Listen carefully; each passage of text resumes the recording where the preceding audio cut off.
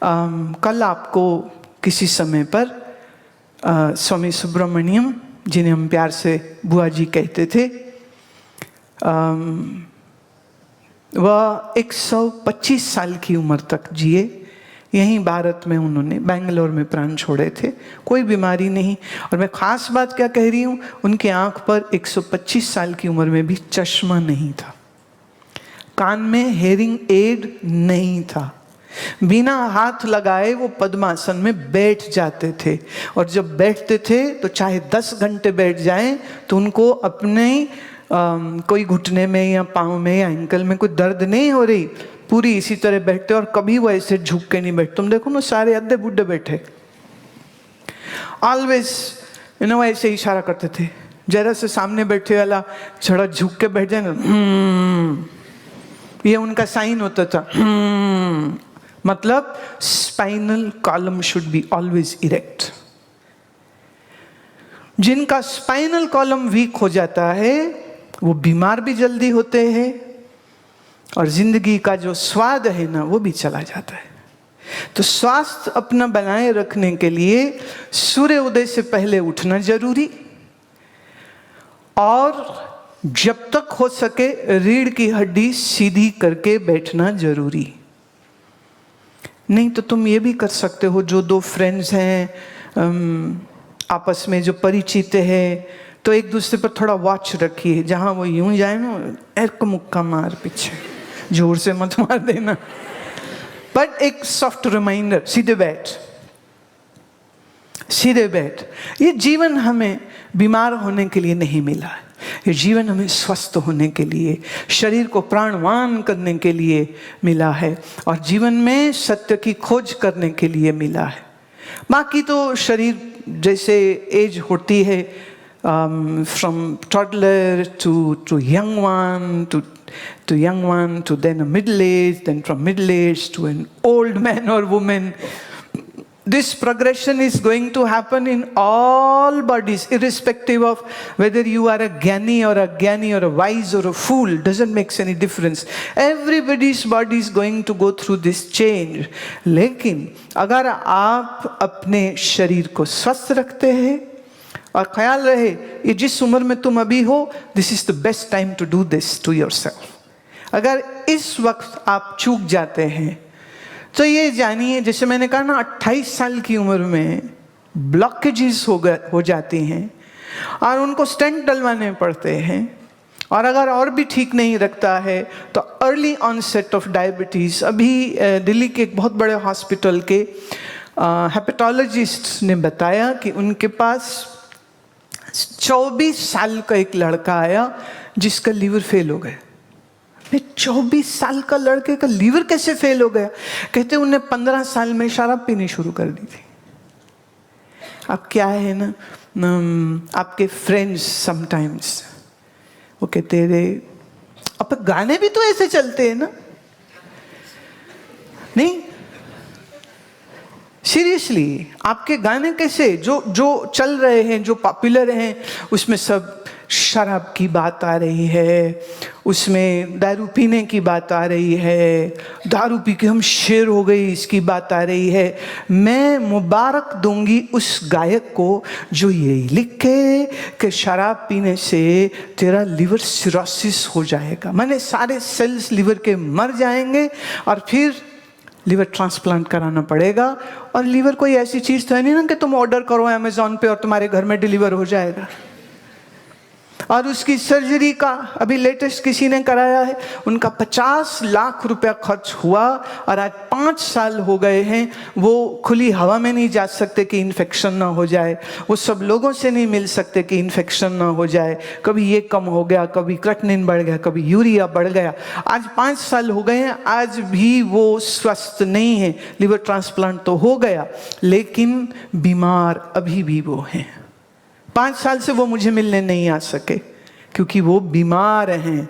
Transplant जरूर हो गया। 50 लाख रुपया खर्चने के बाद भी लिवर अपने आप को रीजनरेट कर लेता है, लेकिन किसी का लिवर जब तुम्हारे शरीर में लगता है तो बॉडी रिजेक्ट कर देती। एंटी रिजेक्शन दवाइयाँ उनको लेनी पड़ी, ले रहे हैं पर अभी भी स्वस्थ नहीं है। इसलिए जो आपके पास है इसको थोड़ा संभाल के रखिए। पर उस बच्चे का कुछ कसूर नहीं। फैमिली हिस्ट्री क्या है? घर में दादा पीता है, घर में बाप पीता है। अब जब दादा बाप चाचा ताऊ बैठ के सारे पैग बना बना के पीते हैं तो उस घर में क्या होगा? उस घर के बच्चे भी पिएंगे, क्योंकि पीना तो शान होती है ना। इसीलिए गाने के जरिए, फिल्म के जरिए, पॉप सॉन्ग्स के जरिए ऐसी मैसेज दी जा रही है कि जिंदगी में मजा तो तभी है, शॉट्स लगाओ। अब तुम सोचोगे मुझे ऐसे कैसे बात, हम ही तो इसी दुनिया में रहते हैं, हम चांद पे थोड़ी रहते हैं, हम भी यही रहते हैं। और हमारे एक शिष्य का तो बिजनेस ही दारू का है।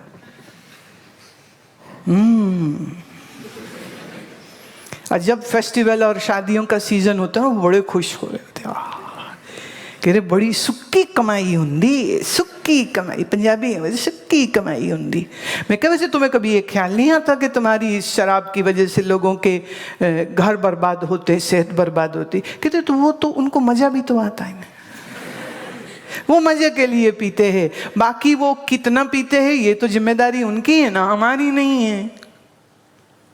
तो जब दारू ज्यादा बिकती है हाँ, तो उसमें डॉक्टर भी खुश होते हैं, पी पी बेटा 6 साल में मेरे ही पास आएगा।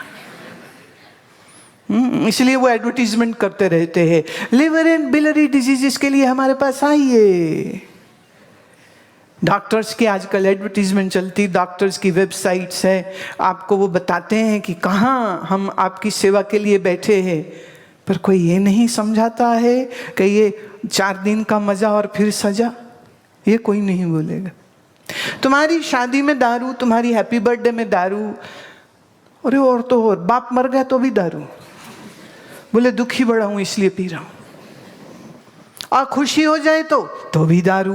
क्यों पी रहे हो? मेरे लड़का हो गया है, दुकान बंद हो गई, दारू। दुकान अच्छी चल गई, दारू। शादी हुई नहीं रही। मेरे को एक पीछे एक मिला, कहते जी पता नहीं मेरी 4 गर्लफ्रेंड बनी, सच छोड़ गई।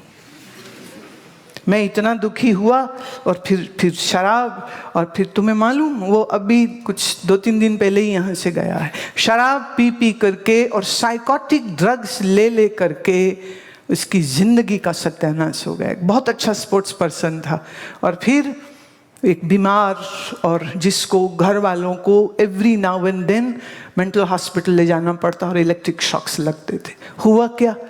बोले जी मोहब्बत हुई थी। मैं मोहब्बत हुई थी कि लानत हुई थी? इसको मोहब्बत बोलते हो तुम? कह रही नहीं, जब शुरू हुई थी तो बड़ी अच्छी थी, फिर टूट गई।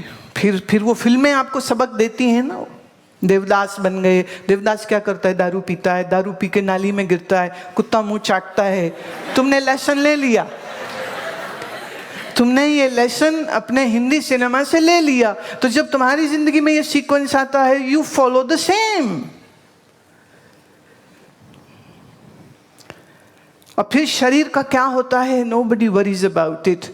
मैं ये नहीं कह रही कि तुम सिनेमा न देखो, लेकिन इस दुनिया में जहर भी है, इस दुनिया में अमृत भी है। और जरूरी तो नहीं कि तुम जहर ही पीने का सबक लेते रहो।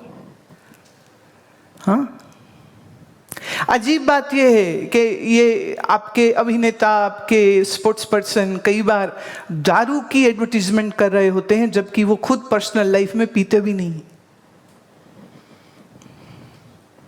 पान गुटखा मसाला का वो ऐड कर लेंगे, खुद लेते नहीं है।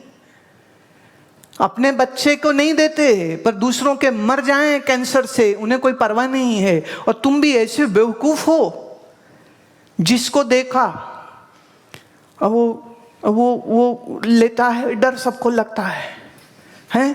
और फिर उसने कुछ मुंह में डाला और फिर वो इतने बड़े पहाड़ से छलांग लगा गए। तुम ऐसे मूर्ख हो, उसको सच मान लेते हो। तुम भूल जाते हो कि इस दुनिया में आज कंप्यूटर ग्राफिक्स से क्या कुछ नहीं हो सकता है। वो किसी पहाड़ से नहीं कूदा, वो स्टूडियो में स्टूल के ऊपर खड़ा था, पीछे से उसके रस्सी लगी थी, उसने यूं जंप लगाई, रस्सी बंधी हुई है स्टील की, इज वेरी प्रोटेक्टेड, वो जंप लगाई और ग्राफिक्स के द्वारा उसमें एक बड़ा पहाड़ बना दिया, एवरेस्ट जैसा, नीचे खाई भी बना दी, और उसको डर लगा ये भी दिखा दिया, फिर उसने मुंह में कुछ डाला ये भी दिखा दिया, और फिर वो आहा जंप मार ली, पहाड़ तो पहाड़। इतना ही वो गुणी आदमी है तो ओलंपिक्स में भेजो ना उसको। Please think logically, please think wisely. मैंने अपनी अकल बेच के कहां तुमने छोड़ दिया है कि तुम इस चीज को समझ ही नहीं पाते हो। अब चूंकि उसने लिया है इसलिए अब हम भी लेंगे, चाहे वो पीने की चीज हो चाहे वो खाने की चीज हो।